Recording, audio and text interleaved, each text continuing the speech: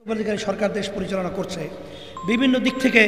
আলহামদুলিল্লাহ আমরা তো ডক্টর ইউনূসের পদক্ষেপগুলো আমরা অনেকটাই দেশপ্রেমিক এটা আমাদের কাছে মনে হইতেছে এবং দেশপ্রেমিক হিসেবে সে কাজ করতেছে।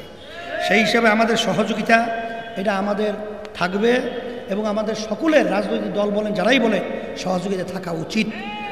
তবে তারা বিশেষ করে গ্যাসের মূল্যের ব্যাপারে নতুন যে সিদ্ধান্ত নিয়েছে, এই গ্যাসের যে হঠাৎ মূল্য বৃদ্ধি করেছে, নতুন যারা নাকি ব্যবসায় মানে আসবে ইনক্লুড হবে তাদের ব্যাপারে যে 33% মতো গ্যাসের দাম বাড়িয়েছে, এটা কিন্তু আমাদের বোধগম্য না, এটা কিন্তু আমাদের বুঝে আসে না।